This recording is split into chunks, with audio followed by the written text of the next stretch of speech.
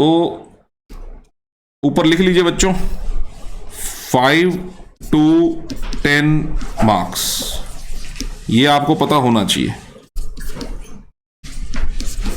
Minimum 5 maximum 10, ठीक है। अब समझो जरा इन्वेंट्री क्या है, वेरी इजी चैप्टर। क्या है इन्वेंट्री के अंदर, सुनिए बच्चों। इन्वेंट्री का मतलब होता है स्टॉक, और स्टॉक वर्ड आपने 11th क्लास से सुनते आ रहे हैं हम लोग, स्टॉक वर्ड, बोलो है कि नहीं। जब आपने 11th क्लास में इस चैप्टर के मीनिंग को समझ के चलेंगे बच्चों हम लोग, किस चैप्टर का मुद्दा क्या है, चैप्टर क्यों पढ़ना पड़ रहा है, और चैप्टर की ऑब्जेक्टिविटी क्या है, क्या इसके जो है मेन फायदे हैं, ठीक है। इस चैप्टर के बगैर गुजारा क्यों नहीं चल सकता एक बिजनेसमैन का, ये सारी चीजें समझनी है। 11th क्लास में जब आप फाइनल अकाउंट बनाते थे, कौन सा अकाउंट सबसे पहले बनाते थे? Trading account. ट्रेडिंग अकाउंट में बेटा जी आपको कौन सा प्रॉफिट पता लगता था, बताइए? Gross profit. अभी कुछ लिखने का नहीं है बेटा, जब लिखने का होगा मैं बताऊंगा, ठीक है। अभी आप सिर्फ समझो। लो जी सर, हम जब 11th क्लास में थे तो हम बनाते थे ऐसा सा एक ट्रेडिंग अकाउंट बनाते थे, ट्रेडिंग अकाउंट, ठीक है ना बच्चों। 11th में क्यों, मैंने आपको फाउंडेशन में भी फाइनल अकाउंट पढ़ा दिया है ना, सितंबर अटेम्प्ट वालों को तो पढ़ा ही दिया। तो आप लोगों ने ट्रेडिंग अकाउंट उसमें भी सीखा, फाइनल अकाउंट उसमें भी सेम ही था। तो मैंने यहां पर लिखा था बच्चों, अगर आपको याद आ रहा हो, मैंने यहां पर लिखा था बाय क्लोजिंग स्टॉक, है सबको याद? क्लोजिंग स्टॉक, स्टॉक मतलब स्टॉक, स्टॉक मतलब इन्वेंट्री, स्टॉक मतलब इन्वेंट्री। थोड़ी सी गहरी बात और कर लेते हैं यहां पे, 2 मिनट 1 मिनट होल्ड करते हैं। इन्वेंट्री का मतलब 2 अलग अलग लोगों के लिए अलग अलग बात होती है। 2 तरह के बिजनेसमैन होते हैं बच्चों। एक वो जो बंदा है ट्रेडर, बोलो है कि नहीं? Who is a trader? जो माल खरीदता बेचता है। क्या वो मैन्युफैक्चरिंग भी करता है? नहीं सर, वो मैन्युफैक्चरिंग नहीं करता, वो सिर्फ क्या करता है बेटा? ट्रेडिंग करता है। वो फिनिश गुड्स खरीदता है, फिनिश गुड्स को बेचता है, बीच में प्रॉफिट मार्जिन ऐड करता है। मैं कहता हूं ये ट्रेडर है। उसके लिए इन्वेंट्री स्टॉक इन ट्रेड है, यानी कि जो माल उसके पास at the end of the year, readymade goods वो खरीदता है, रेडीमेड गुड्स वो बेचता है। जो माल उसके पास at the end of the year बच जाता है, वो उसके लिए क्या है बेटा? इन्वेंट्री, जिसकी सही वैल्यूएशन करनी बहुत जरूरी है। सही वैल्यूएशन करनी उसकी बहुत जरूरी है। वो क्यों जरूरी है वो हम डिस्कस करेंगे अभी, कि उसकी सही वैल्यूएशन करनी जरूरी क्यों है। वो तो पूरा इस चैप्टर का मुद्दा है, कैसे उसकी वैल्यूएशन करते हैं वो सारी बात तो हमने सीखनी है। लेकिन मुद्दा ये है, बात ये है कि एक बंदा जो ट्रेडर है उसके लिए स्टॉक में पड़ा हुआ माल उसका इन्वेंट्री होता है, स्टॉक इन ट्रेड, ठीक है। मान लो मैं कुर्सियों का व्यापारी हूं, मैं रेडीमेड गुड्स, कुर्सियां, रेडीमेड जो है चेयर्स खरीदता हूं दिल्ली से, मान लो नीलकमल की, और पानीपत में बेच देता हूं। तो eight the end of the year जितनी चेयर्स मेरे पास बिना बिकी रह जाती हैं वो मेरा स्टॉक इन ट्रेड है, क्योंकि मैं ट्रेडर हूं और वो मेरा इन्वेंट्री है। Is it okay? ठीक है जी। लेकिन एक बंदा बेटा जब बिजनेस करता था वो ट्रेडर भी हो सकता है, और क्या हो सकता है? मैन्युफैक्चरर भी हो सकता है। Who is manufacturer? जो प्रोडक्ट बनाता है। वो फिनिश गुड्स नहीं खरीदता, वो क्या खरीदता है बच्चों? वो रॉ मटेरियल खरीदता है। वो रॉ मटेरियल खरीदता है, रॉ मटेरियल को प्रोसेस करता है, फिनिश गुड्स में कन्वर्ट करता है, फिनिश गुड्स को बाजार में बेचता है। ऐसा इंसान जो मैन्युफैक्चरर है उसके पास at the end of the year सिर्फ फिनिश्ड गुड्स ही बच नहीं जाती भाई, उसके पास स्टॉक बचता है रॉ मटेरियल का भी, उसके पास स्टॉक बचता है वर्क इन प्रोग्रेस का भी, semi finished goods but not exactly raw material, not exactly finished goods. उसके पास स्टॉक बचता है WIP का भी, और उसके पास स्टॉक बचता है बेटा फिनिश्ड गुड्स का भी। Is it okay? तो उसको जब हम इन्वेंट्री की बात करते हैं, एक मैन्युफैक्चरर के पास कौन सी इन्वेंट्री बचती है, तो उसके पास 3 तरह की इन्वेंट्रीज बचती है। Inventories of raw material, inventories of work in progress, inventories of finished goods. But exact inventory valuation करना एक ट्रेडर के लिए भी बहुत जरूरी है। एग्जैक्ट इन्वेंट्री का वैल्यूएशन करना एक मैन्युफैक्चरर के लिए भी बहुत जरूरी है। सर क्यों जरूरी है? अभी मैंने आपको इन्वेंट्री का मीनिंग बता दिया, एक ट्रेडर के लिए क्या है, एक मैन्युफैक्चरर के लिए क्या। अब मैं आपको यह बताने वाला हूं इन्वेंट्री की एग्जैक्ट वैल्यूएशन करनी क्यों जरूरी है। आइए अब इस बात पे बात करते हैं बच्चों। जब हमने फाइनल अकाउंट पढ़ा था मैंने क्या बोला आपको, इन्वेंट्री यानी क्लोजिंग स्टॉक आपका कहां आता बेटा, ट्रेडिंग अकाउंट की क्रेडिट साइड में, क्रेडिट साइड में। और मैंने यहां पर वैल्यू लिखी 1,25,000 रुपए। ध्यान से आप लोग मेरी बात समझते जाना बच्चों, 1.5 से 2 घंटे में चैप्टर आपका हो जाएगा, आपको पता भी नहीं चलेगा, लेकिन सिर्फ उस बच्चे का जिसका फोकस यहीं रहेगा। अगर आपका फोकस ध्यान आपके फोन में या इधर उधर कहीं भटक रहा है, फिर देखो फिर तो कुछ नहीं हो सकता, ठीक है। अदरवाइज मिनिमम सी मेहनत पे, सिर्फ 1.5 से 2 घंटे की अभी की मेहनत पे ये चैप्टर डन हो जाएगा, यहीं पे ही, ठीक है। ध्यान आपको रखना पड़ेगा बस अपना। स्टॉक कितना बेटा, 1,25 का। सेल्स मुझे नहीं पता सर क्या है, छोड़ दी मैंने, कोई बात नहीं। यहां पर क्या आता बेटा, 2 ओपनिंग स्टॉक, बहुत बढ़िया, 2 ओपनिंग स्टॉक। और क्या आता बेटा यहां पे, 2 परचेज आती है, 2 डायरेक्ट एक्सपेंस आते हैं, ठीक है जी। और साहब हमने इसको ना बैलेंस, मोटी मोटी बातें लिख दी बस, मैंने सारी नहीं लिख रही, यहां पे लिख दी बैलेंस कर दे बेटा। इस साइड का टोटल, क्रेडिट साइड का टोटल जो है मेरे पास वो आ रहा था 25,25,000 रुपए मान लो। और डेबिट साइड का ये वाला मान लो टोटल आ रहा था मेरे पास 20 लाख रुपए, right. So is there a situation of profit और a loss, profit, there is a gross profit. तो हम उस 20 लाख तो कहीं लिखते, यहीं यहां पे भी कितना लिखते हैं हम लोग, 25,25,000 रुपए। और बैलेंसिंग फिगर हमने यहां निकाल दिया, to gross profit carried down 5,25,000 रुपए। सही है। फिर इस जीपी को हम आगे लेके जाते हैं और इस जीपी को किस में कन्वर्ट कर देते हैं बेटा हम, एनपी के अंदर। इस जीपी को किस में कन्वर्ट कर देते हैं बेटा हम, फिर एनपी के अंदर, नेट प्रॉफिट के अंदर। मतलब यही प्रॉफिट है एक तरह से, मान लो कि जो जीपी है वही कन्वर्ट होगा आगे जाके एनपी के अंदर। अगर हमारा जीपी ओवर वैल्यूड है तो एनपी ओवर वैल्यूड होगा, वो तो है ही। अगर आपका जीपी अंडर वैल्यूड है तो एनपी भी क्या होगा आपका, अंडर वैल्यूड। सही है, कोई दिक्कत नहीं। अब बेटा सोचो, हमने जब क्लोजिंग स्टॉक को 1.25 लाख रुपए का लिखा तो हमारा यहां पर ग्रॉस प्रॉफिट 5,25,000 रुपए का आ गया, ठीक है जी। बाद में पता लगा सर ये जो ग्रॉस प्रॉफिट आपने 1,25 का लिख दिया ना, जो 1,25 का लिख दिया ना, ये 1,25 का गलत लिख दिया। हाँ क्लोजिंग, मैंने क्या बोला, सॉरी, जो क्लोजिंग स्टॉक आपने 1,25 का लिख दिया ना वो गलत लिख दिया। हमें बाद में पता लगा ये क्लोजिंग स्टॉक तो आपका केवल कितनी वैल्यू का था, 25,000 की वैल्यू का था, जो एग्जैक्ट था, सही था। यानी क्लोजिंग स्टॉक की एक्यूरेट वैल्यू कितनी थी बेटा, 25,000। हमने उसको ओवर वैल्यू करके उसको कितना लिख दिया, 1,25। अब आप मुझे बता सकते हो मेरा ग्रॉस प्रॉफिट कितना आएगा यहां पे, अब है जी 1 लाख माइनस कर दूं, ये मेरा 1,25 लिखा था जब मैंने, तो ग्रॉस प्रॉफिट 5,25 का आया था। लेकिन अगर ये 1,25 का मैं कितना लिख दूं, 25, तो मेरी क्रेडिट साइड कितने से कम हो जाएगी, तो ये टोटल अब कितना बनेगा, और इसमें से 20 लाख की कॉस्ट जो कि मैंने बोली है आपको, अगर मैं माइनस कर दूं तो मेरा ग्रॉस प्रॉफिट कितना आ जाएगा,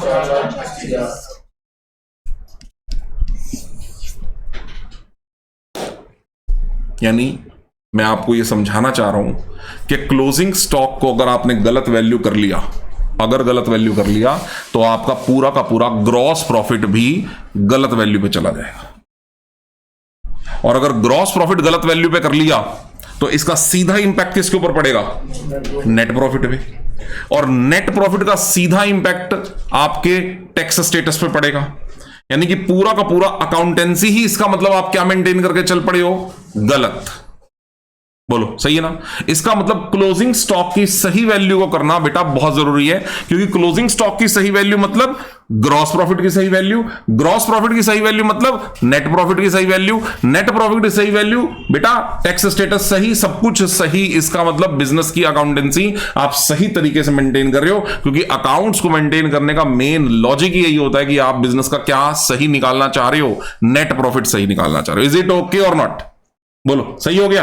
तो इसका मतलब बेटा, अच्छा किसी को अगर ये वाली बात ऐसे समझ नहीं आ रही तो भाई आपने 11th क्लास में ये वाली बात ऐसे भी समझी थी एक और तरीके से। 2 सेकंड और लेते हैं, करते हैं इसको कंप्लीट करते हैं। हमने ऐसे भी समझी थी सर, ग्रॉस प्रॉफिट का ना फॉर्मूला होता है sales minus cost of goods sold, ऐसा भी तो पढ़ा होगा आपने। और सीओजीएस की अगर आपको कैलकुलेशन करना है तो सीओजीएस में क्लोजिंग स्टॉक यूज हो जाता है भाई। सीओजीएस का भी फॉर्मूला पढ़ा होगा आपने, बता दो फटाफट फिर। अरे क्लोजिंग स्टॉक तो सबसे बाद में बोलियो। Opening stock yes, plus purchases plus direct expenses yes, minus closing stock. C लिख देता हूं सिर्फ, क्लोजिंग स्टॉक। बताइए सही है ना।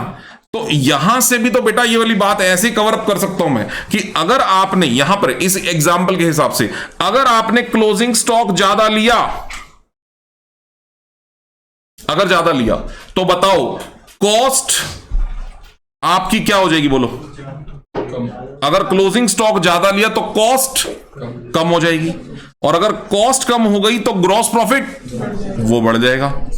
बोलो है कि नहीं। और ये वाली बात आप यहां पर ट्रेडिंग अकाउंट में देखो, यही तो हो रही है। आपका क्लोजिंग स्टॉक एक्चुअली में कितने का था, 25 का। आपने 25 की बजाय उसको कितना ले लिया, 1.25 का। तो क्लोजिंग स्टॉक आपकी क्या आ गई, ओवर वैल्यूड। क्लोजिंग स्टॉक अगर ज्यादा तो सीओजीएस क्या होगी आपकी, कम। और अगर सीओजीएस कम तो ग्रॉस प्रॉफिट क्या हो गया आपका, ज्यादा। और आप देख पा रहे हो कि जो ग्रॉस प्रॉफिट एक्चुअली में कितने का होना चाहिए था, 4.25 का, आपने उस ग्रॉस प्रॉफिट को कितना दिखा रखा है, 5.25 का, जो कि कितना ओवर वैल्यूएशन पे चला गया, 1 लाख की ओवर वैल्यूएशन पे चला गया। ये वाली बात भी वही कनेक्ट हो रही है कि यार अगर आपका क्लोजिंग स्टॉक सही वैल्यूएशन पे नहीं है तो आपका ग्रॉस प्रॉफिट सही वैल्यूएशन पे नहीं है, तो आपका नेट प्रॉफिट सही वैल्यूएशन पे नहीं है, बिजनेस की पूरी अकाउंटेंसी गलत है। इसका मतलब क्लोजिंग स्टॉक की एग्जैक्ट वैल्यूएशन करना बहुत ज्यादा जरूरी है। बताओ जी, यहां तक की बात समझ में आ रही है। अब इतनी जितनी बात मैंने आपको समझाई है बेटा, जरा यहां पे आ जाइए फाइल पे, तो आप देखेंगे जो कुछ मैंने आपको समझाया सब यहां लिखा है। क्लोजिंग स्टॉक का मीनिंग ये देखो, सही इनकम का डिटर्मिनेशन क्लोजिंग स्टॉक के सही वैल्यूएशन पे होता है। बिजनेस की सही financial position, sir financial position तो बैलेंस शीट बताती है, बिल्कुल। लेकिन बेटा फाइनेंशियल पोजीशन जब बैलेंस शीट बताती है तो बैलेंस शीट के अंदर आपका क्लोजिंग स्टॉक भी तो आता है, आता कि नहीं आता। कौन सी साइड में, एसेट लायबिलिटी, एसेट साइड में। और याद करो एक कॉन्सेप्ट आपने पढ़ा था कि closing stock is valued in the final account cost price और market value whichever is less according to conservatism principle. कि आपके क्लोजिंग स्टॉक का एक कॉस्ट प्राइस होता है, एक मार्केट वैल्यू होती है। कॉस्ट प्राइस मतलब जितने में आपने खरीदा, मार्केट वैल्यू मतलब जब आप बैलेंस शीट वगैरह बना रहे थे, फाइनल अकाउंट बना रहे थे, तो उस समय आपके उस क्लोजिंग स्टॉक की एग्जैक्ट वैल्यूएशन क्या थी, दैट इज सीपी। और एक क्या होता है, एमपी। लेकिन हमने ये पढ़ा है कि कॉस्ट प्राइस और market value whichever is less पे आप अपने क्लोजिंग स्टॉक को अपना फाइनल अकाउंट के अंदर मेंशन करते हो। ठीक है जी। तो बच्चों इसका मतलब बिजनेस की सही फाइनेंशियल पोजीशन भी तभी पता चलेगी जब आपका क्लोजिंग स्टॉक एक्यूरेट वैल्यूएशन पे होगा। और तीसरी बात, अगर आपने अपने बिजनेस में क्लोजिंग स्टॉक सही वैल्यू नहीं किया तो आपको अपने बिजनेस की पिलफरेज, चोरी या वेस्टेज का सही अनुमान नहीं लग सकेगा। यह वाली बात अभी होल्ड पे डाल दो, अभी बताऊंगा कैसे ये इफेक्ट करता है।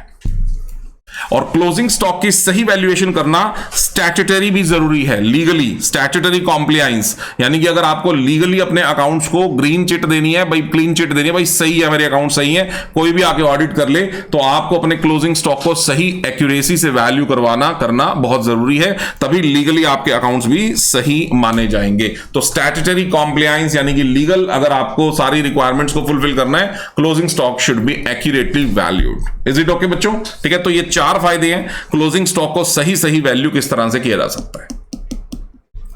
ठीक है सर। तो बच्चों अब क्लोजिंग स्टॉक की वैल्यूएशन के ना 2 सिस्टम हमारे पास बहुत इंपॉर्टेंट है। ठीक है जी। एक थ्योरी पॉइंट ऑफ व्यू से ये क्वेश्चन बहुत इंपॉर्टेंट बेटा, कि एक सिस्टम होता है बेटा, इसकी वैल्यू करने के लिए पीरियोडिकल इन्वेंट्री सिस्टम या periodic inventory system closing stock की वैल्यू करने के लिए, और दूसरा एक सिस्टम होता है बेटा क्लोजिंग स्टॉक की वैल्यूएशन करने के लिए परपेचुअल इन्वेंट्री सिस्टम। एक कौन सा बताया मैंने, पीरियोडिकल, और दूसरा कौन सा बताया मैंने परपेचुअल।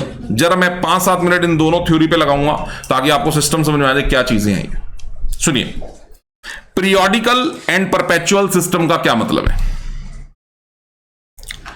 बच्चों। पीरियोडिकल की बात को समझते हैं। मान लीजिए ये हमारा गोडाउन है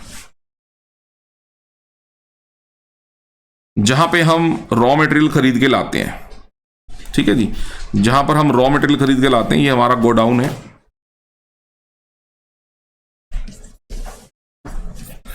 और हमने क्या किया बेटा, यहां पर एक गोडाउन कह लो, स्टोर कह लो यार, स्टोर कह लो, गोडाउन मत कहो, ये हमारा स्टोर है। यहां पर हमने एक बंदा बिठा रखा है, स्टोर कीपर।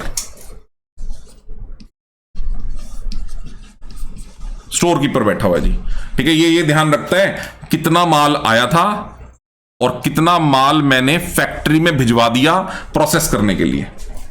मतलब देखो, मान लो हमारी कारपेट की फैक्ट्री है सपोज कर लो, तो बेटा रॉ मटेरियल के तौर पे हमने धागा खरीदा होता होगा।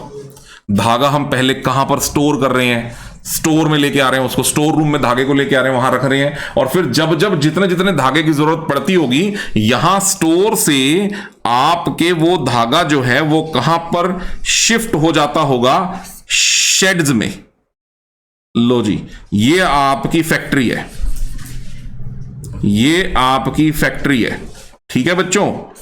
ये आपकी फैक्ट्री में ना आपने अलग अलग कंपार्टमेंट्स बना रखे हैं। ये फर्स्ट है जिसको मैंने शेड 1 बोल दिया, यहां पर भी कारपेट बन रहा है। Shade 2, shade 3, shade 4, shade 5, shade 6। आपके पूरे एरिया के टोटल कितने कंपार्टमेंट्स बना दी बच्चों मैंने, 6 जगह पर कारपेट्स बन रहे हैं, अलग अलग कलर के बन रहे हैं। मान लो कहीं रेड बन रहा है, कहीं ब्लू बन रहा है, ऐसा आप समझ सकते हैं, ठीक है जी। तो सारी तरह का धागा एक बार आकर के कहां स्टोर हो रहा है बेटा, स्टोर रूम में। यहां पर धागा आ रहा है स्टोर रूम में, और यहां से फिर वो शिफ्ट हो रहा है, कुछ धागा शेड 1 में, कुछ धागा जब जरूरत है तो शेड 2 में। ये सब जगह पर स्टोर कीपर जो है ना, वो धागे को दे रहा है। ऐसा ही प्रैक्टिकली भी होता है मैन्युफैक्चरिंग प्रोसेस के अंदर, कि रॉ मटेरियल एक ही जगह पर स्टोर किया है तो वहां से फिर बुक्स मेंटेन की जाती है, ठीक है ना। अब ये जो स्टोर कीपर है बच्चों, इसने धागा रिसीव किया परचेज ऑर्डर लगा करके, परचेज ऑर्डर लगा करके, ठीक है ना। इसने रॉ मटेरियल को रिसीव किया,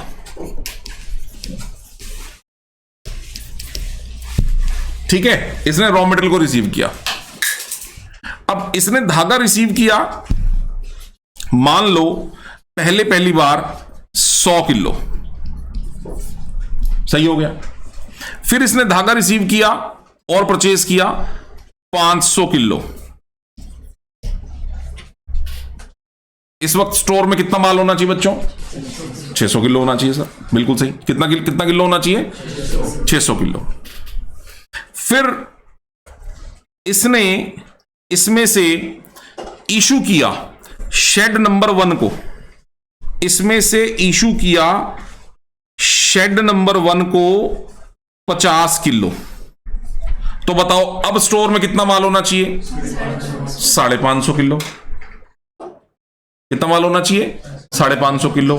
फिर इसने स्टोर नंबर 6 में, सॉरी स्टोर कह रहा हूं, शेड नंबर 6 में इशू किया 100 किलो। बेटा कितना माल होना चाहिए, 450 किलो। फिर इसने इशू किया शेड नंबर 2 में 40 किलो। कितना माल होना चाहिए। जब हम हर रिसीविंग पर माल बढ़ा रहे हैं और हर इशूइंग, इसको बोल रहे हैं, देखो इसको क्या बोल रहा हूं बेटा, रिसिप्ट, रिसिप्ट्स। 2 रिसिप्ट हुई, कितने किलो, एक बार 100 किलो, एक बार 500 किलो, और 3 हुई मेरे पास क्या बच्चों, इशुइंग। एक बार 50 किलो, एक बार 100 किलो, एक बार 40 किलो। हर रिसीविंग पे जब मैंने माल को बढ़ाया, और हर इशुइंग पे अगर मैं मतलब स्टोर कीपर अपने माल को घटा रहा है, तो हम कौन से सिस्टम को फॉलो कर रहे हैं, हम परपेचुअल इन्वेंट्री सिस्टम को फॉलो कर रहे हैं। कौन से सिस्टम को फॉलो कर रहे हैं, परपेचुअल इन्वेंट्री सिस्टम को हम फॉलो कर रहे हैं। इस वक्त स्टोर कीपर ने मेंटेन किया होता है बेटा एक स्टोर लेजर। क्या मेंटेन किया होता है, स्टोर में लेजर। जब माल आया रिसीविंग में लिख दिया, जब माल गया इशूइंग में लिख दिया, और बैलेंसिंग फिगर निकाल के दिखा दी। बताओ भाई, ऐसा कुछ तब होता है जैसा बैंक में आपकी पासबुक मेंटेन हो रही होती है। सोचो, बैंक में पासबुक किस पैटर्न पे मेंटेन होती है। तुम बैंक में पैसा जमा कराने जाते हो तो बैंक वाले तुम्हारे अकाउंट में पैसा क्रेडिट करके बढ़ा देते हैं। तुम पैसा निकलवाने जाते हो, जैसे ही तुम निकलवाने गए तुम्हें क्या कर देता है बैंक वाले बंदे, तुम्हें डेबिट, और एक तुम्हें बैलेंस का कॉलम दिख रहा होता है। वो बैलेंस का कॉलम समथिंग लाइक स्टॉक का बैलेंस ही तो है, कि आपका हर रिसीविंग पे बैलेंस बढ़ रहा है और हर इशूइंग पे आपका स्टॉक का बैलेंस क्या हो रहा है, घट रहा है। और हर रिसीविंग और हर इशूइंग पे आप ये चेंजेस ले रहे हो, तो आप कौन सा सिस्टम फॉलो कर रहे हो, परपेचुअल इन्वेंट्री सिस्टम। बोलो जी, क्लियर हो गया, क्लियर हो गया। अब एक सिस्टम का नाम और लिखा है बेटा, कौन सा लिखा है, पीरियोडिकल इन्वेंट्री सिस्टम। ये क्या है सर, अब सुनो मेरी बात, सुनो मेरी बात ध्यान से। अब ये स्टोर कीपर जो है ना, अच्छा एक मिनट यहां पे 1 सेकंड और मुझे बताओ,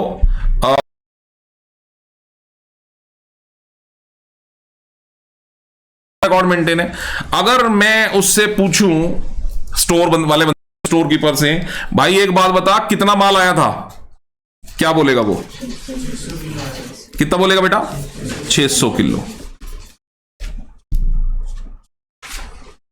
अभी मैं रेटों की कोई बात नहीं कर रहा, at the rate of what, अभी मैं इस टॉपिक पे बात नहीं कर रहा, बट वो बता देगा ना कितना किलो माल आया, 600 किलो। रेट्स के बारे में भी इस चैप्टर में बहुत जबरदस्त बात है, बट अभी हम चीजों को समझ रहे हैं तो अभी रेटों को थोड़ा एक्सक्लूड करते हैं। मैंने उससे दूसरा क्वेश्चन पूछा, ठीक है जी, स्टोर कीपर का नाम रख देते हैं रामू। रामू, मैंने रामू से पूछा भाई कितना माल इशू किया, रामू बता देगा क्या, कितना बताएगा बोलो, 190 किलो।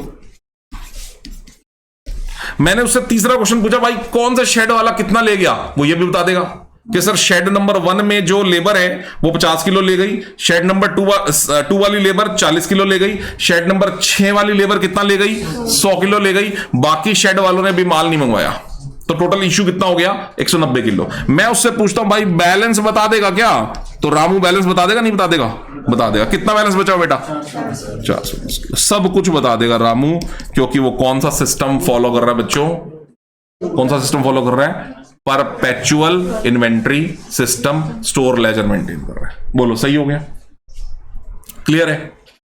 लेकिन बच्चों अगर मैं रामू को बोलूं या रामू ये बोले कि सर ये तो बड़ा मुश्किल था काम है, कौन सारा दिन लगा रहे लेबर को देखता रहे कि भाई तुम 50 किलो लेके जा रहे हो, मैं लिख लूं, फिर एक स्लिप भी बना के देता हूं जिसको चालान बोलते हैं, इंटरनल चालान, वो उसको देता हूं, फिर कोई और आ जाता है उसको मैं बना के देता हूं। सर ये इतनी मुश्किल जॉब नहीं होगी सर, ये बड़ा मुश्किल है। एक काम करते हैं ना, हम ऐसा करते हैं, रामू बोलता है हम ऐसा करते हैं सर, अगर आपको पसंद आए तो, कि जब जब हमारे पास रिसीविंग आएगी तब तक तो हम लिख लेंगे। तो कितनी रिसीविंग आई बोलो, एक तो रिसीविंग आई बेटा हमारे पास कितने किलो, 100 किलो, हम लिख लेंगे। एक रिसीविंग कितने किलो आई, 500 किलो, हम लिख लेंगे। टोटल कितनी रिसीविंग आ गई, 600 किलो, हम लिख लेंगे। सर मैं इशूइंग के टाइम पे नहीं बैठ सकता, वहां डे नाइट में वहां पे चौकीदार नहीं कर सकता, इनको अपने आप माल उठाने दो, issuing we will not record. तो हम 15 दिनों बाद जाकर के ना तोल लेंगे माल कितना पड़ा है। मैंने कहा अच्छा भाई फिर बता कैसे करें। तो वो कह रहा है कि सर 15 दिनों बाद चलते हैं फैक्ट्री में कितना माल पड़ा है। तो 15 दिनों बाद हम गए तो फैक्ट्री में माल पड़ा था 410 किलो। कितना माल पड़ा था बेटा? 410 किलो। तो रामू मुझे कहने लगा सर देखो ये हमने परचेज किया था, ये मेरे पास स्टॉक में स्टोर में पड़ा हुआ है। तो रामू कहने लगा देखो सर हमने कितने रुपए का माल, कितना किलो माल खरीदा था? 600 किलो। 15 दिनों तक मेरी वहां सिटिंग नहीं रही, हम 15 दिनों के बाद जा रहे हैं तो कितना किलो माल दिख गया वहां पे? 410 किलो। तो सही है ना, 600 मैंने खरीदा था, 410 पड़ा है, तो इशू कितना हुआ? 190 किलो। आप मुझे वहां नौकरी पे क्यों बिठा रहे हो? इशुइंग को देखने के लिए। इशुइंग तो हमें ऐसे भी पता चल जाएगी कि हमने टोटल कितना खरीदा और अब कितना पड़ा है। 15 दिनों बाद हम चेक कर लेंगे, 1 महीने बाद चेक कर लेंगे, तो हमें पता लग जाएगा पूरे 1 महीने में कितने रुपए का स्टॉक हमारा, कितने किलो माल हमारा यूज हुआ है। बात तो सही है। इस सिस्टम को परपेचुअल नहीं बोलते, क्योंकि परपेचुअल का मतलब होता है रेगुलर। क्या इस सिस्टम में हमने रेगुलरली स्टॉक को वॉच किया? नहीं, इसलिए इस सिस्टम का नाम परपेचुअल नहीं है। इस सिस्टम का नाम क्या है? पीरियोडिक।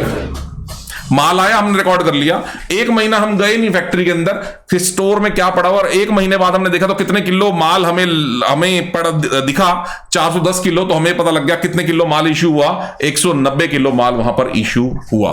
Periodic inventory system. आप बता सकते हो कौन से सिस्टम में पैसा ज्यादा खर्च होगा, परपेचुअल में या पीरियोडिक में? ऑफ कोर्स परपेचुअल में, क्योंकि परपेचुअल में बंदा बिठाना जरूरी है। सारी कागजी कार्यवाही रिसीविंग पे भी और इशूइंग पे भी करनी जरूरी है। वो थोड़ी देर के लिए भी जा नहीं सकता, क्योंकि अगर वो चला गया और पीछे से कोई माल वैसे ही उठा के ले गया तो वही रिकॉर्ड में नहीं हो पाएगा। तो परपेचुअल इन्वेंटरी सिस्टम थोड़ा सा महंगा है, कॉम्प्लिकेटेड है, ज्यादा समय लेता है, लेकिन एक्यूरेट है। अब आप कहोगे सर एक्यूरेट क्यों कह रहे हो? एक्यूरेसी तो दोनों में आपने निकाल के दिखा दी। ये देखो ना, यहां से भी आपने एक्यूरेसी निकाल के दिखा दी। कितना किलो माल पड़ा हुआ है? 410 किलो। और सर यहां भी आपने एक्यूरेसी निकाल के दिखा दी, कितना किलो माल पड़ा हुआ है? 410 किलो। यहां भी आपको क्या पता लगा, इशू कितना है? 190 किलो। यहां भी क्या पता लगा, इशू कितना है? 190 किलो। यहां भी रिसीविंग कितने लिखी? 600 किलो। यहां भी रिसीविंग कितने दिखी? 600 किलो। बात तो सही है। तो सर आप कैसे कह रहे हो कि परपेचुअल वाला ज्यादा एक्यूरेट है? इंडिविजुअली दिख रहा है किसने कितना दिया। एक तो ये, एक और जो मैं बता रहा हूं वो सुनो। एक तो यही इंडिविजुअल का नहीं पता लगेगा। दूसरी बात सुनो बेटे, जब हम 1 महीने बाद गए फैक्ट्री का ताला खोला, स्टोर का ताला खोला, हमने कहा यार गिनो यार कितना किलो माल पड़ा हुआ है, समझ रहे हो, ताकि मैं ये चेक कर सकूं 1 महीने में कितना स्टॉक यूज हुआ है। यही मेरा ऑब्जेक्टिव था। मैंने ताला खोला, वहां पर 400 किलो माल नहीं था, वहां पर 410 किलो माल नहीं था, वहां पर था 400 किलो। अब मैं स्टोर में कितने किलो माल पहुंचवाया था मैंने? जब 1 महीने बाद स्टोर में एक्चुअली में वजन किया तो कितने किलो माल दिखा? तो मेरे को तो ये लगेगा ना यार कि माल कितना कंज्यूम हुआ है, जबकि असली में कितना कंज्यूम हुआ है। इसका मतलब बाकी का 10 किलो माल क्या हो गया, फैक्ट्री से चोरी हो गया है। लेकिन उस चोरी वाले माल को भी हम गलती से क्या समझ बैठेंगे? कॉस्ट का हिस्सा। हमें कैसे पता चलेगा कि 190 किलो यूज हुआ है और 10 किलो चोरी हुआ है? हमें तो ये तो मैंने अब स्टोरी ऐसे कनेक्ट करी कि आपको समझ में आ रहा है ना कि 190 किलो यूज हुआ, 10 किलो चोरी हुआ है। और मैं अगर ये पिछली वाली कहानी आपको ना बोलता, मैं सिर्फ ये बोलता कि बिल कितने के आए हैं 600 किलो माल के, अब कितना पड़ा है 400 किलो, तो हम तो शांति से ये बात समझ लेते ना कि यूज कितना हुआ है। और हम अपनी कॉस्ट ऑफ प्रोडक्शन में कितने किलो माल को कॉस्टिंग का हिस्सा बना लेते 200 किलो, और हम अपनी कॉस्टिंग को बढ़वा लेते गलती से या घटवा लेते, प्रॉफिट क्या हो जाता? पूरी अकाउंट्स गलत हो गई, पूरी अकाउंट गलत हो गई। हमने कॉस्टिंग में कितने किलो माल ले लिया? 200 किलो। 200 किलो में कॉस्ट बढ़ गई, कॉस्ट 10 किलो की कॉस्ट बढ़ गई, प्रॉफिट घट गया, पूरा का पूरा सिस्टम ही गलत हो गया। इसका मतलब बेटा पीरियोडिक इन्वेंटरी सिस्टम में फॉल्ट है। तो एक्चुअली सिस्टम कौन सा है? परपेचुअल। और एक्यूरेट सिस्टम कौन सा है? परपेचुअल ही एक्यूरेट सिस्टम है। उम्मीद कर रहा हूं आपको बात समझ में आ गई क्या कहना चाह रहा हूं मैं। इज इट ओके और नॉट? ठीक है, तो ये बहुत हमें क्लियरिटी से पता होना चाहिए what is periodic inventory system and what is perpetual inventory system. तो क्लोजिंग स्टॉक में सही वैल्यूएशन तो जो है परपेचुअल की है और इसकी नहीं है। ये रहा बच्चों डिफरेंस, और ये अब आप रीड कर लेना। मैंने मेन क्या सारी बात आपको बता दी है, जो टेक्निकल बातें हैं वो सारी क्लियर कर दी है। डिफरेंस समझ में आ गया परपेचुअल और पीरियोडिक का बच्चों? ठीक है, चलिए अब चलते हैं इसके न्यूमेरिकल्स की तरफ। बच्चों हमारी थ्योरी इतनी ही थी, थ्योरेटिकल कोई क्वेश्चन आता है तो हमारे को समझ में आ जाएगा। अब बात आती है कि स्टॉक की वैल्यू कैसे करते हैं यार। स्टॉक की वैल्यू कैसे करते हैं? Eight the end of the year जितना माल बचता है उसकी वैल्यू किस तरह से करेंगे? तो उसकी वैल्यू करने का सबसे पहला जो मेथड है वो है स्पेसिफिक आइडेंटिफिकेशन मेथड। कौन सा मेथड बेटा? Specific identification method. अगर तो आपकी यूनिट्स, अगर तो आपका स्टॉक इजीली आइडेंटिफिएबल है, देखो स्टोर है एक, मेरी बात सुनो, स्टोर तो है एक ही, इसी में 10 तारीख का माल आया, सपोज कर लो 10/6 को हमने माल खरीदा, इसी में आया। इसी में 15/6 को मान लो मैंने माल खरीदा, वो भी इसी में आया। इसी में मैंने अगर 28/6 को माल खरीदा, वो भी इसी में आया। ठीक है ना? सारा माल किस में आ रहा है? स्टोर में। अगर वो सारा माल एक ही तरह का है, जैसे सफेद रंग का धागा, तो बेटा 10 तारीख को जो माल आया वो भी यहीं पड़ा है, व्हाइट कलर का थ्रेड है। और सेम क्वालिटी का कब आया? 15/6 को। वो तो मिक्स हो जाएंगे आपस में, ये आइडेंटिफिएबल नहीं है। यहां पर मैटर कुछ और चलेगा। लेकिन अगर चीजें आइडेंटिफिएबल हैं, जैसे 10 तारीख को धागा आया रेड कलर का, 10 तारीख को धागा आया बेटा रेड कलर का, तो सर हमने कोने में रख दिया अलग से, है ना। 15 तारीख को धागा आया ब्लू कलर का, हमने इसको अलग से कोने में रख दिया। और कोने में नहीं भी रखा तो बेटा लाल और नीले रंग में फर्क तो दिख रहा है, आइडेंटिफिएबल है। और फिर धागा आया अपने पास ग्रीन कलर का, उसको मैंने अलग रख दिया। अलग नहीं भी रखा, एक के ऊपर एक भी रख दूंगा तो भी दोनों अलग अलग कैटेगरी के हैं, दिख रहे हैं, तीनों के कलर्स अलग अलग है, तो बेटा उसमें तो आप बोलेंगे स्पेसिफिक आइडेंटिफिकेशन मेथड चलेगा। ठीक है, तो आप कॉस्ट की वैल्यू बहुत ही सिंपल तरीके से लगा सकते हो। कॉस्ट, प्राइस और market value whichever is less. Simple है, बहुत ही आसान है। ये देखो पहला question, Surekha limited deals in 3 products.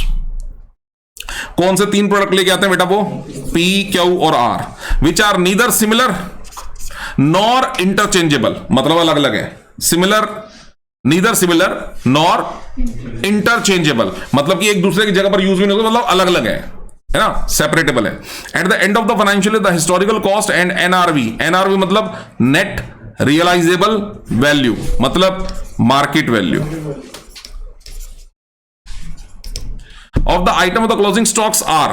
P जो है उसका हिस्टोरिकल कॉस्ट मतलब कॉस्ट प्राइस इतना था, मार्केट वैल्यू इतना था, तो पी की कौन सी वैल्यू लगेगी बेटा? कॉस्ट या मार्केट? कौन सी लगाऊं? कॉस्ट लगाऊं। लेस कौन सा है? कॉस्ट है। तो P मेरा eight the end of the year कौन सी वैल्यू पे चलेगा? 38। क्यों? 29 जो मर्जी ले लो, दोनों ही 29 है, विच एवर इज लेस, मतलब दोनों ही एक है।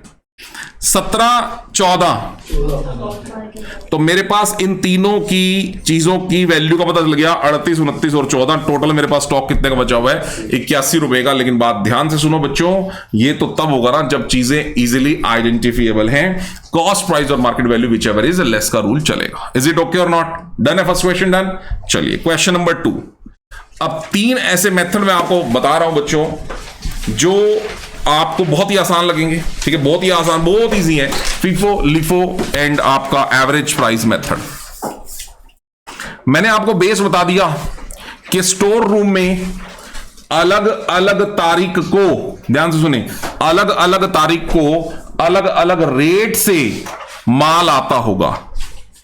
ये देखो मैंने आपको यहां बताया बेटा, मुझे एक चीज बताओ, 10/6 को माल आया और ये तीनों, अभी तो मैंने अलग अलग कर दिया ना आपको मेथड समझाने के लिए, ये तीनों सेम है। माना ये भी रेड कलर का धागा है, ये भी रेड कलर का धागा, ये भी रेड कलर का धागा, बिल्कुल इक्वल क्वालिटी, इक्वल वैरायटी, सब कुछ सेम, फैब्रिक सब कुछ सेम।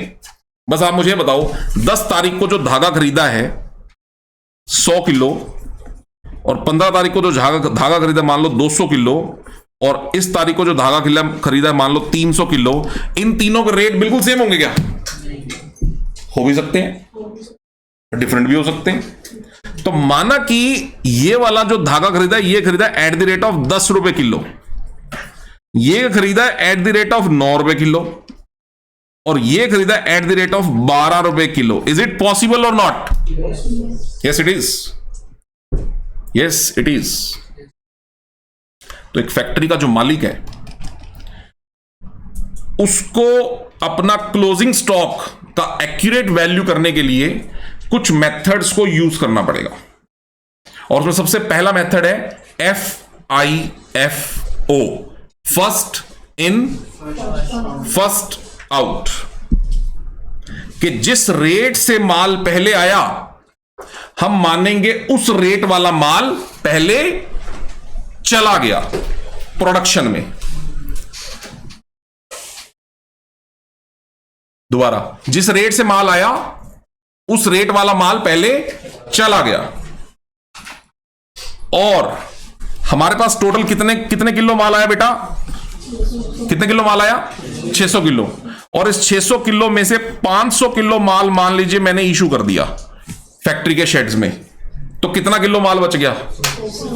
कितना किलो माल बच गया? अब आप मुझे बताना, जो 100 किलो माल बच गया उसका रेट मैं क्या लेके चलूं अगर मैं FIFO यूज कर रहा हूं? वेरी गुड, बस मेरे को यही समझाना था। उसका रेट क्या लेके चलूं? 12, क्योंकि बेटा वो तो तीनों माल सेम थे, लेकिन पहले माल कौन सा आया? 10 वाला, तो इशू भी पहले कौन सा होगा? फिर माल कौन सा आया? तो इशू भी कौन सा होगा? और आखिरी में आपका बचा ही कितना किलो है? कितना किलो बचा है? 100 किलो बोला था मैंने, 100 किलो बचा है, तो 100 किलो कौन सा माल बचा होगा? 12 वाला, क्योंकि फर्स्ट इन अजम्पशन है ये। All of you got the meaning of first in first out? चलो, तो इस तरह से first in first out use होता है। आइए फर्स्ट इन फर्स्ट आउट पे चलते हैं, जरा इसको क्लियर करते हैं। ये लो जी, फर्स्ट इन फर्स्ट आउट। अब मैं इसमें ज्यादा कुछ ना डिटेल करके नहीं दिखा रहा, आप लोग पैटर्न को जरा समझने की कोशिश करना। मेरे पास 200 किलो यूनिट्स हैं 2000 रुपए की। बेटा ये कुछ इसमें ये कॉलम्स को देख के घबराने की जरूरत नहीं है। ये कॉलम क्या है मैं बता देता हूं आपको। पहला कॉलम किस चीज का बना है बेटा? डेट का। अभी आपको दिखेगा बहुत ही आसान है। पहला कॉलम किस चीज का है? डेट का। दूसरा है बिल का नंबर। जब भी हम माल खरीदते हैं तो एक बिल आता है ना, बिल का number, that is invoice number. उसके बाद माल खरीदेंगे तो माल आएगा, एक क्वांटिटी, एक रेट होगा उसका, और उसका एक क्या होगा? अमाउंट। तो 3 कॉलम बन गए रिसिप्ट पे, quantity, rate, amount. Is it okay? अच्छा जी। फिर जब डिफरेंट शेड्स को माल इशू होगा, मैंने कितने शेड्स अभी अपने एग्जाम्पल में लिए थे? 6। मैंने 6 शेड लिए थे। उनको जब मैं माल दूंगा तो वो लोग एक रिक्वेस्ट देंगे कि सर हमें माल चाहिए, तो उसको बोलेंगे बेटा मैं माल इशू करूंगा रिक्विजिशन नंबर पे, रिक्वेस्ट नंबर पे। तो दिस इज रिक्विजिशन नंबर। जिस शेड वाले को माल चाहिए मैं उसको वाउचर भर के माल दे दूंगा रिक्विजिशन नंबर पे। Is it okay? तो ये रिक्विजिशन नंबर है। तो माल जब दूंगा तो उसकी भी क्या होगी? एक क्वांटिटी, भाई कितने किलो माल लेने आया है। उसका भी मैं क्या लगाऊंगा? एक रेट, अभी मैंने बताया जैसे कि, और उसका भी क्या बन जाएगा? एक अमाउंट। और फिर बैलेंस बचेगा तो उसकी भी एक क्वांटिटी होगी, एक रेट होगा और एक अमाउंट। बहुत सिंपल है। सर कैसे? ये देखो बेटा, मेरे पास ना जब मैंने फैक्ट्री इस महीने की 1 तारीख को स्टोर देखा तो मेरे पास 200 यूनिट पड़ी थी धागे की, मान लो धागे की, और सिमिलर धागा है जो मैं खरीद रहा हूं बार बार। 200 यूनिट पड़ी थी 2000 रुपए की। तो बताओ धागे का रेट क्या था? 10 रुपए। तो ये तो पड़ा था ना, तो बैलेंस वाले कॉलम में मैंने क्या लिख लिया? 200 यूनिट्स 10 रुपए के रेट पे 2000 रुपए। बताओ जी, डन है? अच्छा, फिर हमने देखा कि एक रिक्वेस्ट आई है जी कि हमें माल दे दो। रिसिप्ट, रिक्वेस्ट नहीं, रिसिप्ट है, सॉरी, रिक्वेस्ट नहीं है, रिसिप्ट है। एक रिसिप्ट आई है। कितने की रिसिप्ट आई है बेटा? हाँ, मैं भी यही सोच रहा था 200 यूनिट में से 300 की रिक्वेस्ट कैसे आएगी? माल ही मेरे पास कम पड़ा। 300 की रिसिप्ट आई है। कौन सी तारीख को बेटे? 4 तारीख को। तो मैंने रिसिप्ट वाले कॉलम में लिख लेना है 300 किलो माल आया पर महंगा आया है। कितने रुपए किलो, तो कितने का माल आया, तो अब मेरे पास टोटल मिलाकर के कितना किलो माल पड़ा है, 500।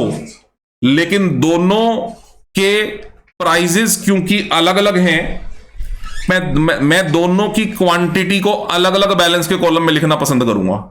तो मैं बोलूंगा आपको कि मेरे पास 200 किलो तो माल पड़ा है 10 वाला, बताओ यस और नो, और 300 किलो अभी अभी ताजा ताजा आया है 12 रुपए किलो वाला, कितने का माल, टोटल मेरे पास कितने किलो माल इस वक्त फैक्ट्री में पड़ा है, 5600 रुपए कीमत का, अलग अलग रेटों में। डन। अब किसी ने रिक्वेस्ट डाली, सर हमें माल दे दो 400 किलो। मैंने कहा ले जा भाई, 400 किलो माल ले जा। तो अगर मैं FIFO फॉलो कर रहा हूं, बताइए पहले कौन सा माल निकालना पसंद करूंगा, 10 वाला। लो साहब 10 वाला माल निकाल दो, 200 किलो 10 वाला 2000 का, तो वो खत्म, ये तो खत्म ही हो गया ना, फिर ये तो साहब खत्म ही हो गया ना। और बाकी 200 किलो मैं निकाल लूंगा 12 वाला, महंगे वाला, तो 2400 का वो गया। तो मेरे पास स्टॉक में क्या रह गया, 100 किलो रह गया, 12 वाला 1200 का। Is it done? आसान ही है, कुछ नहीं है। फिर क्या हुआ, उसके बाद 400 किलो माल और आ गया, 14 वाला 5600 का। तो मैंने अलग अलग करके फिर फैक्ट्री में स्टोर में रख दिया।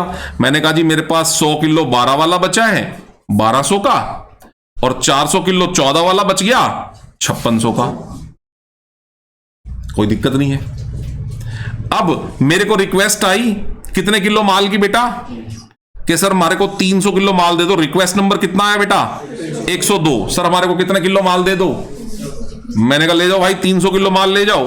तो 300 किलो माल जब मैं दे रहा हूं, तो बेटा जी बताओ मुझको, मैं पहले कौन सा माल निकालूंगा, 12 वाला पहले निकालना पड़ेगा। First in first out, simple है, फर्स्ट इन फर्स्ट आउट।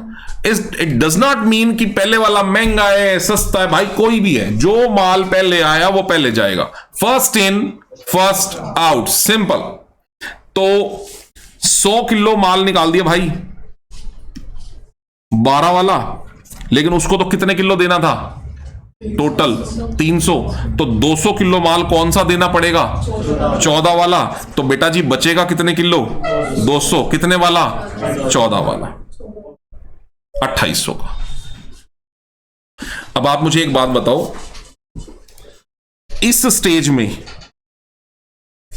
अगर मुझे LIFO लगाना पड़ जाए, लास्ट इन फर्स्ट आउट, और मुझे कितने किलो माल देना हो, 300 किलो, तो बताओ कौन से वाला जाएगा, 14 वाला। और बैलेंस में स्टॉक कौन सा बचेगा, 100 किलो तो 12 वाला, और 100 किलो 14 वाला। मैं आपको दोनों मेथड एक ही में करा रहा हूं, समझ आ गया सबको। लीफो का मतलब बेटा, फीफो जो पहले आया वो पहले जाएगा, महंगा है सस्ते से कोई मतलब नहीं है। लीफो जो लास्ट में आया वो पहले क्लियर करेंगे, LIFO। ये देखो इधर सुनो, फिर अभी मैं उसी पे ही हूं, FIFO पे। 200 किलो माल आया 16 वाला, कितने का माल होगा बच्चों, 3200 का। 200 2800, 200 16 वाला 3200। अब मेरे को 300 किलो निकालना है, और अगर FIFO यूज कर रहा हूं तो कौन सा जाएगा, पहले 14 वाला और फिर और बचेगा आखिरी में बेटा कौन सा वाला, कितने किलो, बस बात खत्म हो गई। ये हो गया FIFO।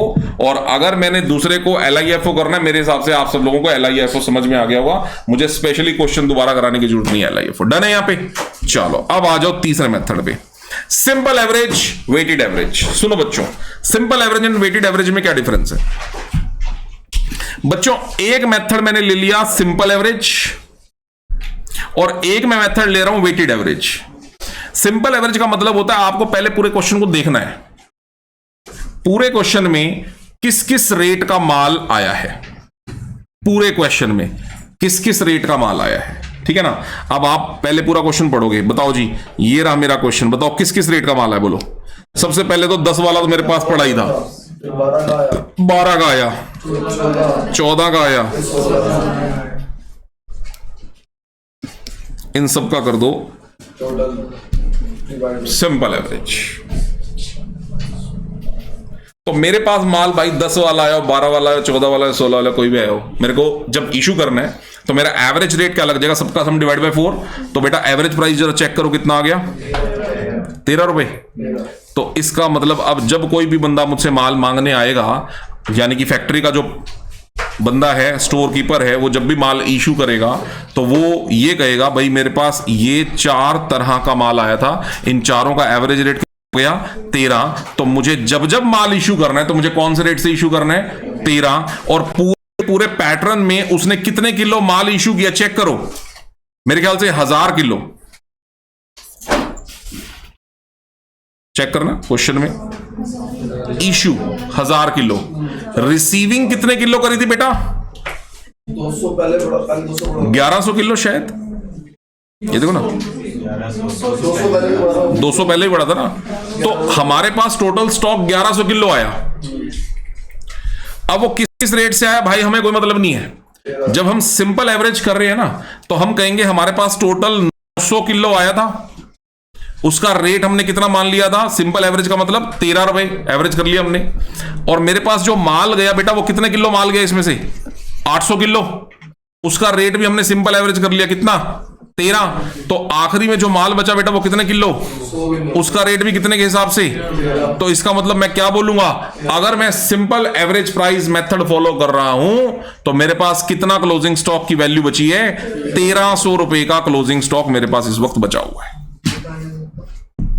कहीं भी यूज कर सकते हो, ये डिपेंड करता है, हमारी मर्जी होती है कि अगर मुझे लगता है सिंपल एवरेज मेरे लिए बेस्ट है, I will use this simple method. इससे कोई स्पेसिफिकेशन इंडस्ट्री का कोई मीनिंग नहीं है।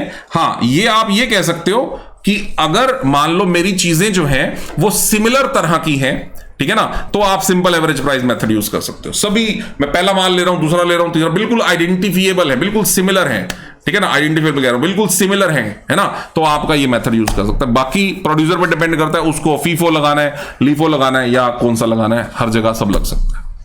चौथा and the most important method that is weighted. ये टेक्निकली ज्यादा बढ़िया है as compare to simple average से, कि आप सिंपल एवरेज पे नहीं चलते, आप किस पे चलते हो बेटा, वेटेड एवरेज पे। आओ मैं बताता हूं कैसे। देखो शुरू में बेटा मेरे पास कितने किलो माल पड़ा था बोलो, रेट क्या था, कितने का माल था, ठीक है, कितने किलो माल और आया, कितने रेट वाला, कितने का। तो मैं पता क्या करूंगा, यहां पे मैं इसका वेटेड एवरेज रेट निकाल लूंगा। हर रिसीविंग पे आपका वेटेड एवरेज रेट बदलेगा। अगर मैं सिंपल एवरेज आपको बोलूं यहीं पे सिर्फ 2 रिसीविंग के बाद, ध्यान दो मेरी बात की तरफ, सिर्फ 2 रिसीविंग के बाद, बस मैं कहूं क्वेश्चन नहीं है इसके बाद, खत्म हो गया यहीं पे। मैं आपको बोलूं सिंपल एवरेज रेट बताओ, तो आप लोग क्या बताओगे, 11 ना। आप बोलोगे सर ऐसा है ना, 10 रुपए का एक रेट था, 12 रुपए का एक रेट है, तो आपका सिंपल एवरेज कितना हो गया, 11, दोनों का सम डिवाइड बाय 2। यही तो बोलोगे मुझे आप, 11 रुपए का रेट लगा लो। लेकिन बेटे लॉजिकली बात गलत है। पता क्यों गलत है, कि 200 किलो आपके पास जो है वो 10 रुपए वाला है, यानी 10 रुपए वाले की क्वांटिटी कितने किलो है, 200 किलो, और 12 रुपए वाले की क्वांटिटी कितने किलो है, 300। तो आपका जो रेट होना चाहिए वो 11 होना ही नहीं चाहिए, आपका रेट 11 से थोड़ा सा ज्यादा होना चाहिए, क्योंकि महंगी वाली जो क्वांटिटी है वो ज्यादा है और सस्ते वाली क्वांटिटी जो है वो कम है। तो सिंपल एवरेज करेंगे तो वो क्वांटिटी पे ध्यान नहीं देता। सिंपल एवरेज कहता भाई रेट बताओ, 10 12 डिवाइड बाय 2 खत्म, 11। वो इस बात पे ध्यान नहीं देता 10 वाली कितनी क्वांटिटी है, 12 वाली कितनी। जबकि लॉजिकली हमें क्या देखना चाहिए, क्वांटिटी भी देखनी चाहिए। तो अगर क्वांटिटी भी देखूं तो बेटा सिंपल एवरेज नहीं चलेगा, फिर कौन सा चलेगा, वेटेड एवरेज। तो जरा ध्यान दो, यूनिट्स में यूनिट्स जोड़ दो। मैं 2 तरीके बता रहा हूं, दोनों को ध्यान से सुनो। यूनिट्स में यूनिट्स जोड़ दो, 200 प्लस 300 टोटल कितनी क्वांटिटी हो गई। अमाउंट में अमाउंट जोड़ दो, पहले 2000 है, अब 3600 है। टोटल अमाउंट कितना हो गया? सबको समझ में आ गया? दोबारा क्या बोला मैंने? यूनिट्स में यूनिट्स जोड़ दो, 200 plus 300 is equal to 500। Amount में अमाउंट जोड़ दो, 2000 प्लस 3600 इज इक्वल टू 5600।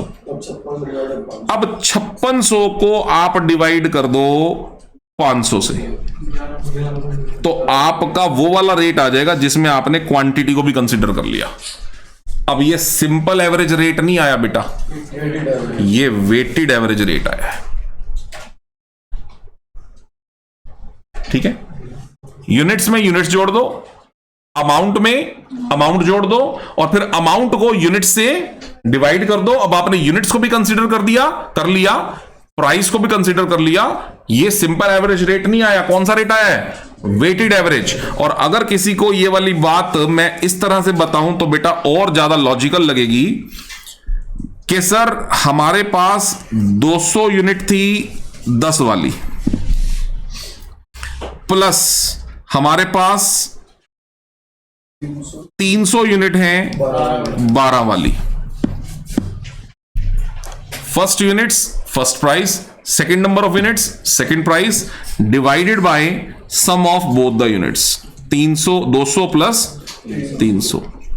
ये कुछ ऐसा है बच्चों जो हमने स्टैटिस्टिक्स के अंदर एक फॉर्मूला पढ़ा था, वेटेड अर्थमेटिक मीन। क्या था फॉर्मूला? x 1 2 बार, ऐसा कुछ पढ़ा था? कोई बच्चा फॉर्मूला बता सकता है क्या था? x1 into n1 plus x2 into n2 upon n1 plus n2. n1 x1 x1 नहीं, आप कंबाइंड मीन निकाल रहे हो। n1 x1 बार, यानी कि पहले वाले की नंबर ऑफ यूनिट और पहले वाले का मीन, ऐसा कुछ पढ़ाया था मैंने आपको ना। Plus n2 x2 bar divided by n1 plus n2। तो अब क्या आएगा? कंबाइंड अर्थमेटिक मीन निकल के आएगा। पहले वाले की यूनिट्स पहले वाले का मीन, दूसरे वाले की यूनिट्स दूसरे वाले का mean, divide by n1 plus n2। Is it okay? तो बच्चों बस यही लगाया मैंने और कुछ नहीं किया। ये देखो, ये देखो आप, पहले वाले के प्राइस, सॉरी पहले वाले की क्वांटिटी पहले वाले का प्राइस, दूसरे वाले की क्वांटिटी दूसरे वाले का प्राइस, और divide by number of units of both, then you will get the weighted price of the things. तो जैसे ही मैंने रिसीविंग ली बेटा, मेरा वेटेड प्राइस कितना होगा बोलो? 11 रुपए 20 पैसे। अब आपको क्या निकालना है? इसमें से 400 यूनिट इशू करनी है, बस। रेट आपके पास आ चुका था, कितना रेट आ चुका था बोलो? 11.20, 11 रुपए 20 पैसे का रेट आपका आ चुका था। तो इशू कौन से रेट से होगा बच्चों? 11.20, 11.20 के रेट से इशू हो जाएगा। कितने का माल इशू हो गया? तो बताओ यूनिट्स कितनी बची? कैसे? 500 में से सर 400 चली गई ना, तो कितनी बची? ऑटोमेटिकली वो उतने रुपए का ही अमाउंट बचेगा कि रेट कितना हो जाएगा? 11 रुपए 20 पैसे। कैसे? क्योंकि अमाउंट में से अब आप अमाउंट माइनस कर दो। बताओ कितने में से कितना माइनस करूं? 5600 में से 4480, तो कितने रुपए बचे? 1120। अपने आप ही रेट वही आएगा बेटा जो आपने वेटेड रेट निकाला है।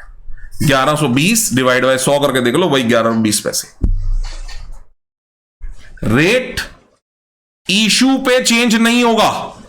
समझो जो बातें मैं की पॉइंट्स बता रहा हूं वो सुनो। रेट इशू पे चेंज नहीं होगा, रेट चेंज होगा हर रिसीविंग पे। ये देखो अब आप अगली चीज समझो। फिर मैंने कितना किलो माल रिसीव किया, किस रेट से, कितने का? तो मैंने क्या बोला बेटा? यूनिट्स में यूनिट्स जोड़ दो। जोड़ो जरा, कितनी यूनिट्स बची थी? 100 में 400 जोड़ दी, कितनी हो गई? अमाउंट में अमाउंट जोड़ दो, 1120 पहले पड़ा था, अमाउंट 5600 और कितना हो गया? यहां तक सबको समझ में आ रहा है?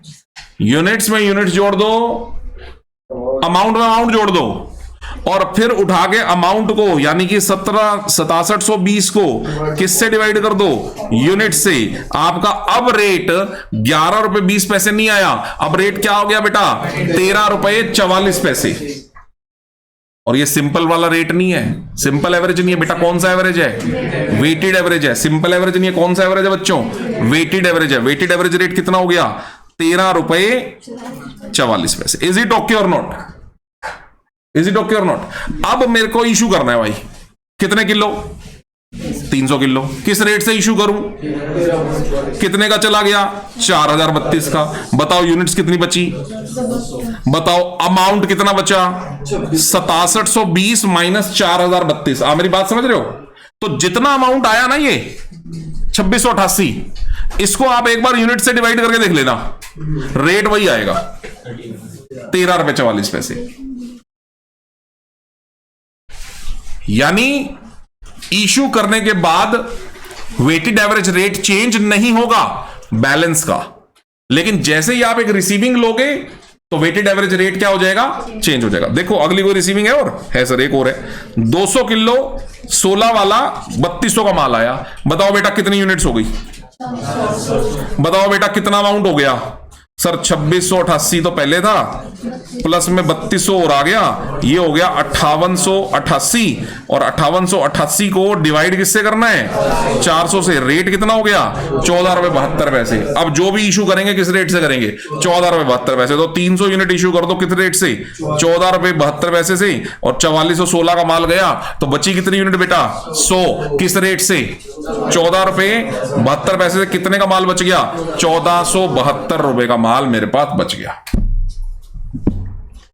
बोलो समझ गए कि नहीं समझ गए?